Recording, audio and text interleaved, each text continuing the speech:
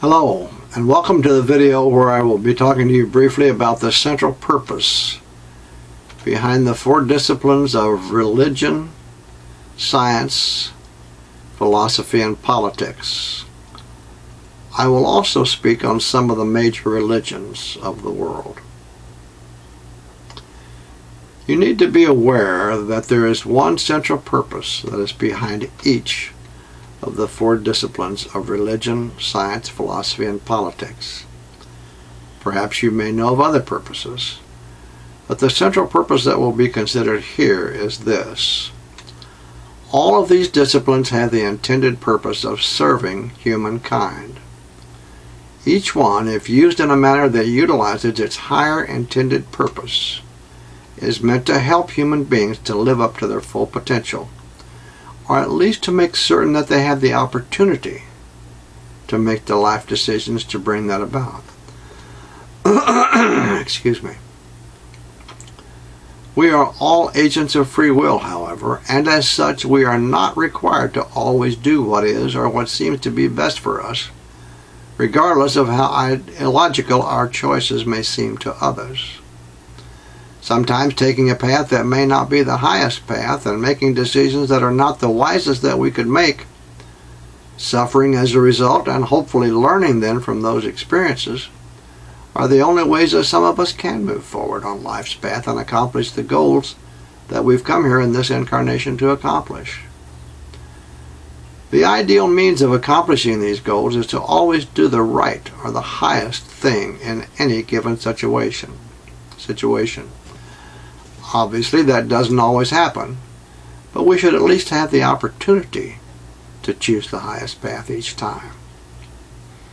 Religion, science, philosophy, and politics, in their highest form, should and eventually will help to provide the inspiration, insight, or knowledge, the mindset, and the society, among other things, that will provide those needed opportunities in addition to increasing the odds favorably, so that when those decision-making times do come in the lives of each of us, we will choose the higher path in a far greater percentage of those times than we might today.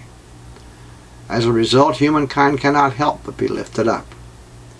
If any one of these institutions is not helping mankind by lifting it up, then changes should be made to that institution that is deficient in order to bring about that help, that uplifting, using whatever means may be required to accomplish that extremely important goal. Let's change gears a little bit now and take some time to consider the major religions of the world, just briefly. There are quite a number in fact, of major world religions that exist today, and each of them are followed by great multitudes of people on our planet. The total number of faiths that the people of Earth believe in and follow is somewhat staggering. This is not a place, however, where you'll find the names of all these faiths, nor will you find here even the basic tenets of many of these many beliefs. That information is very adequately provided elsewhere, including other internet sites. These religious beliefs, followed by so many people around the world, most certainly provide spiritual comfort to a great many people. Those people assuredly are benefited by such experience as long as they and their beliefs are attuned to follow the positive forces, the greater light. As a general rule, the most common circumstances under which these beliefs can cause problems for their followers are when one of two situations occur. You can probably think of more than two, but these two come to mind at the moment, and I believe that they're important.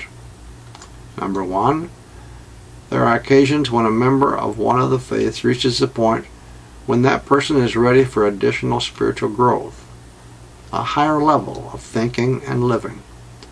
The faith to which that person belongs may not have within the teachings of its beliefs that which will satisfy the newly aroused spiritual appetite of the member. If not, questions may go unanswered, and inner feelings may no longer seem at ease. However, instead of providing for these new needs of the member, the particular faith or belief or religion may tend to make the member feel more and more restricted and less satisfied with answers and explanations, or the lack of them, about those feelings. From time to time, this does happen. Sometimes it results in the members turning away from their beliefs and even turning away from closeness to the object of their religious beliefs. Sometimes after they've turned away from their beliefs and their worship, they then drift even further away and do not continue to seek additional spiritual growth. And that is very regrettable. However, there are other times when the members move away from their beliefs but have their spiritual understanding opened and expanded. As a result, they are eventually, or perhaps even quickly, able to move closer than ever to the object of their religious beliefs. For much or most of the world, of course, this is God. For those who have such an experience, it can be one of the most important events of their lives. Secondly, there's an even more far-reaching but much more rare, exceedingly rare event that can cause people's religious beliefs to get in their way, so to speak.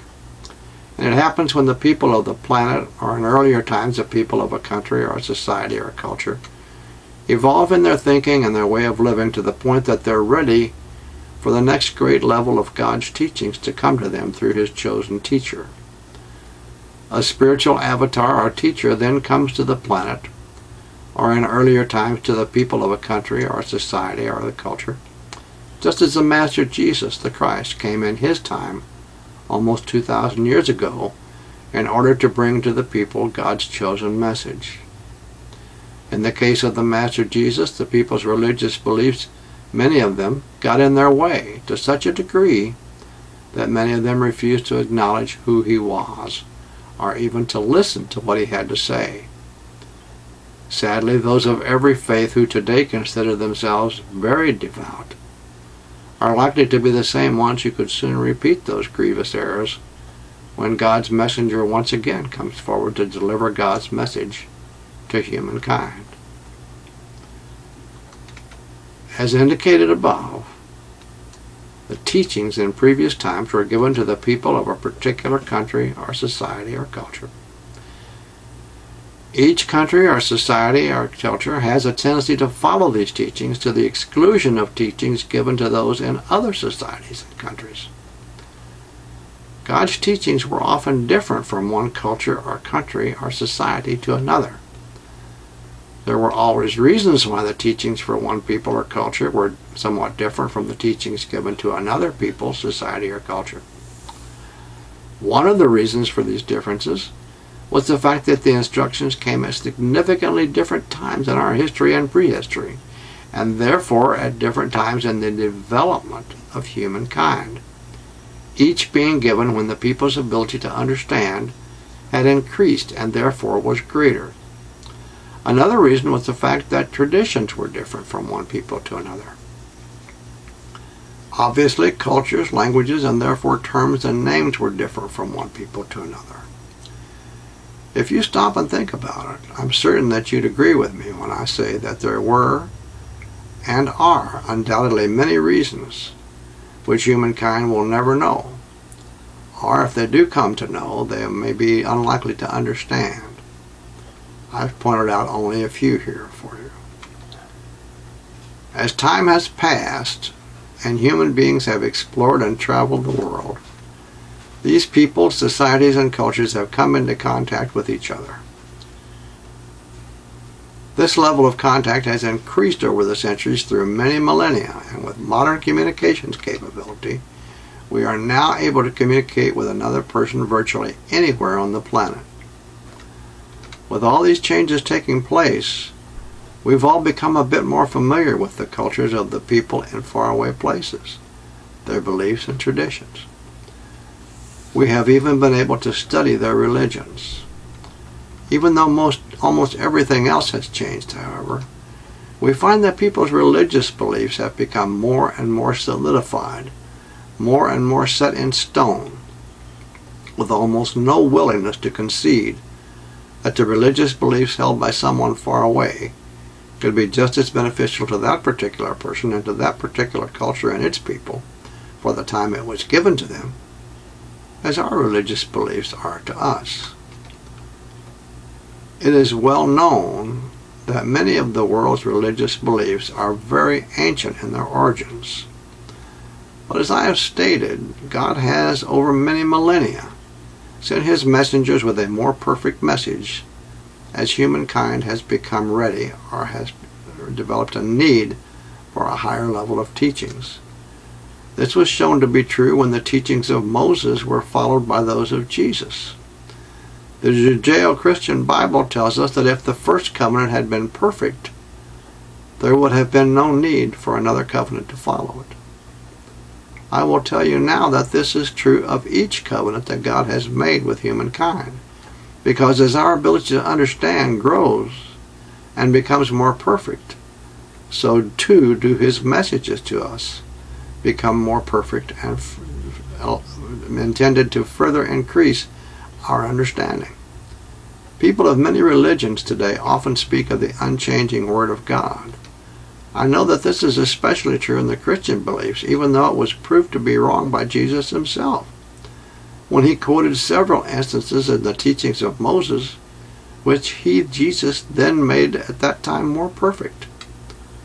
These include those instances when he said, "You have been taught thus, but I say unto you thus," giving his own beliefs. This is the updated version of these beliefs, the higher knowledge that he was passing along. The point that I'm making is that we, humankind, have taken the teachings that have been given to us as different peoples, societies, and cultures, and over the years have made them so inflexible, so structured, so rigid, that they are unable to expand and grow to reflect the greater understanding that many are now beginning to experience. You should not misunderstand here and get the impression that I'm saying that no matter what we do or how we live, it won't matter. I tell you truly that it does matter, and it matters a great deal. Remember that as we sow, so shall we reap. But if we sow lack of compassion, intolerance, anger, and hatred, they will return to us and follow us every step of the way as we walk through this life, and perhaps the next, or even the next. Too often, we find that within the faiths and beliefs of the world, some believers have separated and splintered and broken away, one from another, so many times that their teachings no longer, in many cases, even reflect the original teachings which God so graciously gave. There are usually a great many in each faith and each belief, also, who are so certain that they're right in their beliefs and that all those with other beliefs are wrong, are sinners, and are therefore going to everlasting hell. God never intended that such intolerance or hatred should be the way of things, or even worse, that we should kill those who do not have our beliefs. That's just unthinkable. These are the things that much of humanity is now doing to its own brothers and sisters in today's world. Despite this fact, there are nevertheless many who are ready, and many who are approaching readiness to receive the next level of God's teachings. And once again, God is sending his messenger to bring humankind in ever-increasing numbers his more perfect message and the higher understanding that it will bring. I hope that those of you who are ready will open your minds and hearts to prepare to receive the teachings that will come when God's messenger begins the work of delivering God's message. Many are not and will not be ready, but this has been true each time in the past also, and will be true once again. More will be said of the messenger later.